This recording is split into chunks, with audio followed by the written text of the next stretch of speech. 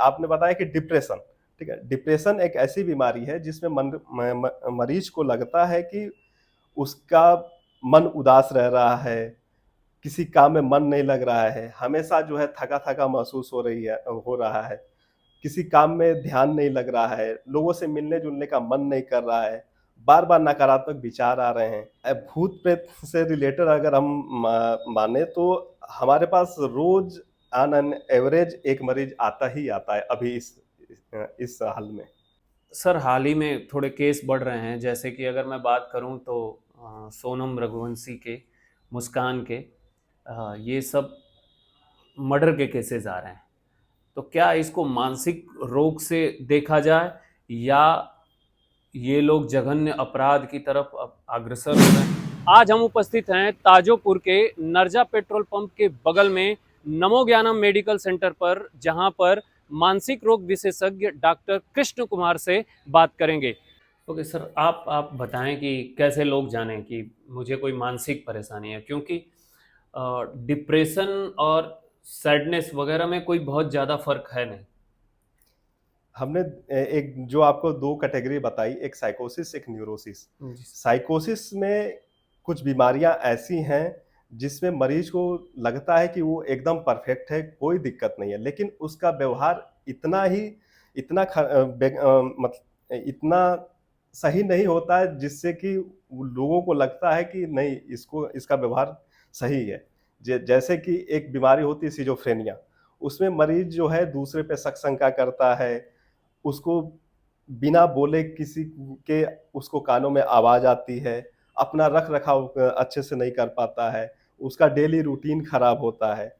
इ इससे मरीज़ को लगता है कि वो परफेक्ट है, लेकिन जब दूसरे लोग ऑब्ज़र्व करते हैं इस चीज़ को, तो उनको कुछ अंतर समझ में आता है। ऐसे लोगों को फिर हमारे पास ले आना चाहिए। दूसरा न्यूरोसिस वाले में जो है, उसमें मरीज़ को पता रहता है कि उसको बीमारी है। जैसे कि आपने बताया कि डिप्रेशन, ठीक है? डिप्रेशन एक ऐसी बीमारी है जिसमें मन म म मरीज़ को लगता है कि उसका मन उदास रह रहा है, किसी काम में मन नहीं लग रहा है, हमेशा जो है थका-थका महसूस हो रहा है, किसी काम में ध्यान नहीं लग रहा है, लोगों से मिलने-जुलने का मन नहीं कर रहा है, बार-बार नकारात्मक विचार आ रहे हैं। कभी-कभी कुछ मरीजों को जान देने के विचार भी मन में आने लगते हैं। तो ऐसे मरीज जो है हमारे पास आ सकते हैं अपने इलाज इलाज के के लिए। लिए। और सैडनेस क्या है सर? सैडनेस एक इमोशनल रिएक्शन है, ठीक है? जिसको हम लोग उदासीपन बोलते हैं। ये डिप्रेशन का एक लक्षण है जिसको हम डिप्रेशन में एक लक्षण है जो सैडनेस ऑफ मूड होता है। सैडनेस ऑफ मूड से ज़्यादा हम लोग बोलते हैं परसिस्टेंट सैडनेस ऑफ मूड, मतलब लगातार मन का उदास रहना एक डिप्रेशन का लक्षण है। अच्छा सर, थोड़ा हम पीछे चलते हैं तो अपने बड़े लोगों को देखा होगा कि भूत प्रेत का चक्कर हो गया। कुछ लोग ऐसे बकबकाने लगते हैं, तो ये सब मानसिक रोगी हैं या सच में भूत प्रेत का कोई चक्कर होता है? देखिए, भूत-प्रेत का जो चक्कर हम ये ऐसा देखा गया कि एक कल्चरल बाउंड सिंड्रोम है। मतलब एक परिवेश में एक तरीके से भ्रांतियाँ बनी हुई हैं कि ऐसा कुछ चीज़ होता है। जब ये बीमारी जो होती है, जिसको होती है उसको किसी न किसी प्रकार का लाइफ़ में तनाव रहता होगा, किसी न किसी बात का माइंड में स्ट्रेस रहता होगा। उस स्ट्रेस को रिलीज़ करने के लिए माइंड जो है ऐसा सिम्पटम लाता है जिससे कि लोगों को लगता है कि इसको भूत-प्रेत की साया आई हुई है। ये ऐसे मरीजों का इलाज मानसिक रोग विशेषज्ञ ही करते हैं। आपने सर ऐसे कितने लोगों का इलाज लगभग किया है? भूत-प्रेत से रिलेटेड अगर हम माने तो हमारे पास रोज़ ऑन एन एवरेज एक मरीज आता ही आता है अभी इस हाल में।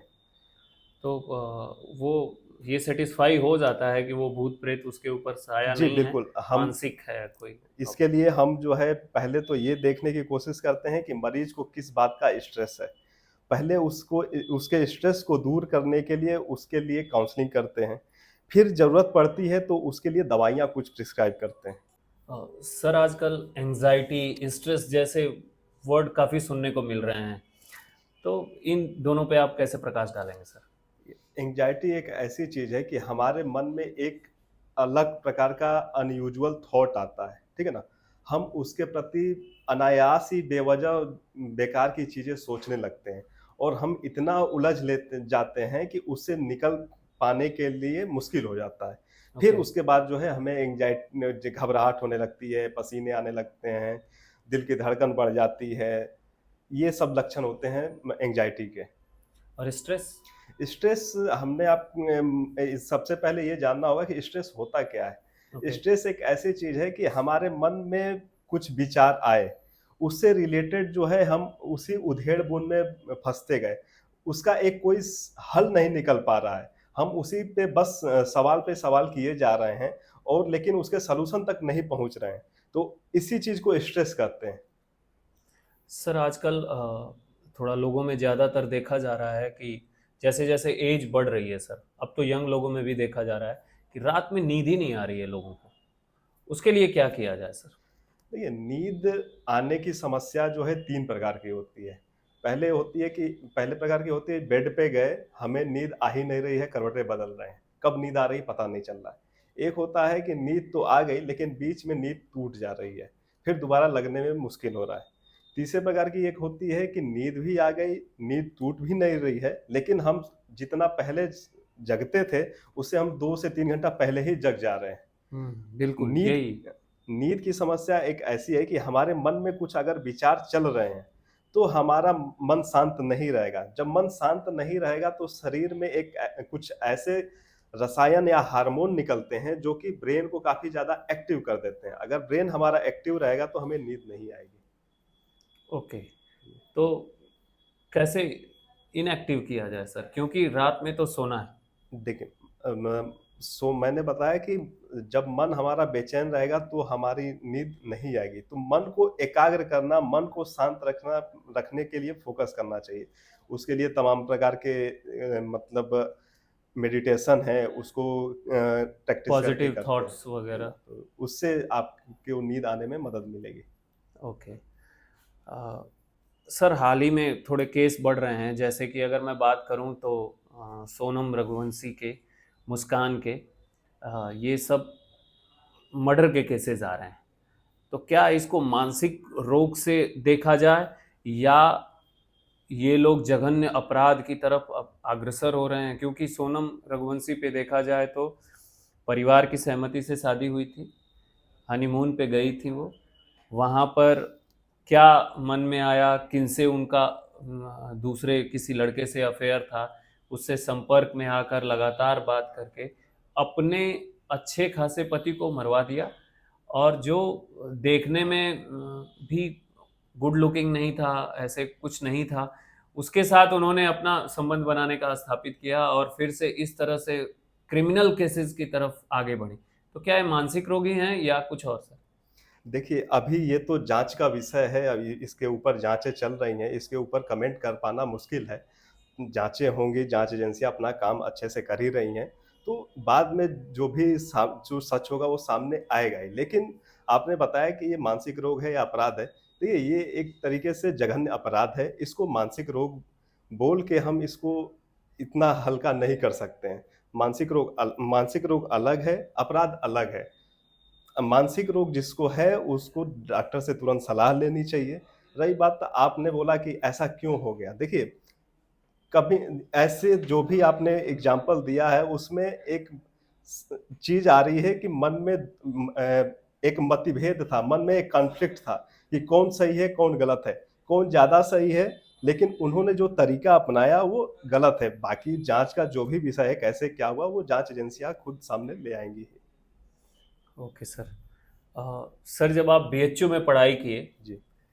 तो क्योंकि बीएचयू में आजकल एडमिशन हो पाना मुश्किल है, अगर आप डॉक्टर लाइन में आप तो गए हैं तो देख रहे हैं कि बहुत जल्दी एडमिशन नहीं हो पा रहा है। एडमिशन हो रहा है तो भी एक काबिल डॉक्टर बनने के लिए बहुत ज़्यादा मेहनत करनी पड़ती है। आपने इसको कैसे किया सर कि आप एक काबिलियत की तरफ भी बढ़े और बीएचयू में आपने एडमिशन भी ले लिया? देखिए, मेहनत हमें हर जगह करनी पड़ती है, हर जगह मेहनत लगती है, मेहनत का कोई शॉर्टकट नहीं है, सक्सेस के लिए कोई शॉर्टकट नहीं है। देखिए, बीएचयू में एडमिशन जो है ऑल इंडिया पहले तो एमबीबीएस करते हैं, जो कि उसके लिए आजकल जो है नीट एग्ज़ाम चल रहा है।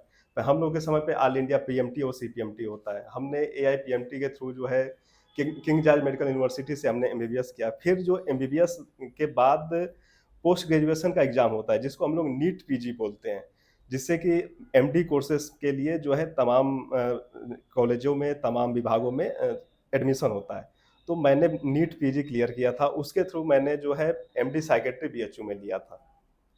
ओके सर, आपने देखा होगा गली के डॉक्टर लगभग बढ़े हैं कुछ दिनों में, तो उसको किस नज़रिए से देखते हैं आप कि ये एक गरीब आदमियों के लिए बेटर है, या उन लोगों को आप लोगों के पास आना चाहिए, उन लोगों को नहीं पकड़ना चाहिए?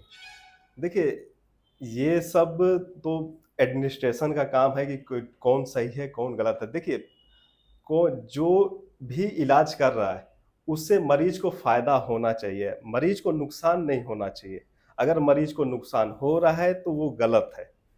कुल मिलाकर मरीज का नुकसान नहीं होना चाहिए। मरीज को भी ये देखना चाहिए कि जहाँ वो पहुँच रहा है, वो सही जगह पे पहुँचे। जिस चीज़ का इलाज चाहिए, उस चीज़ के सही डॉक्टर के पास पहुँचे। तो ये ज़्यादा ज़रूरी है। ओके, सर एक पर्सनल है लेकिन थोड़ा सा पूछते हैं। सर आप कितने महंगे हैं सर? देखिए, क्योंकि क्योंकि सर लोगों के मन में ये रहता है कि डॉक्टर जो बड़ी बड़ी बहुत बड़ी बड़ी पढ़ाइयाँ किए हुए हैं, वो डॉक्टर साहब महंगे ही होंगे, जैसे मन में ये रहता है।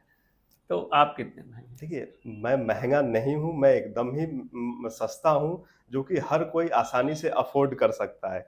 एक मज़दूर जो है दिन के ₹500 दिहाड़ी कमाते हैं, वो आसानी से मुझे दिखा सकते हैं। मुझे पहली बार दिखाने के लिए मात्र ₹300 फीस लगती है और ओके। उसके बाद दिखाने के लिए मात्र ₹200 फीस लगती है। ओके सर, लास्ट में सर हम लोग चाहेंगे कि आप एक देसी नुस्खा बताएं कि जो जैसे जो नए लड़के हैं, नवयुवक हैं, उनके लिए वो बहुत फायदे की चीज़ हो और देसी तरीके से वो अपने आप को मानसिक रोगी से उबार लें। ठीक। देखिए, मानसिक रोग से मानसिक स्वास्थ्य के लिए सबसे ज़्यादा ज़रूरी है नेचर के पास रहें, अपना खान-पान ठीक रखें, नियमित व्यायाम करें, अपना रूटीन ठीक रखें, पॉजिटिव विचार रखें और बेवजह के फ़ज़ूल चीज़ों में ना फँसें, यही सबसे ज़्यादा इम्पोर्टेंट रहेगा। सर बहुत खुशी हुई आपसे बात करके, क्योंकि हमारे एरिया में मानसिक रोग विशेषज्ञ डॉक्टर जो हैं वो बहुत कम हैं, और आप चूँकि बीएचयू से पढ़े हुए हैं और इतना अच्छा हमारे एरिया में आकर आपने अ, हम लोगों पे एहसान किया है सर।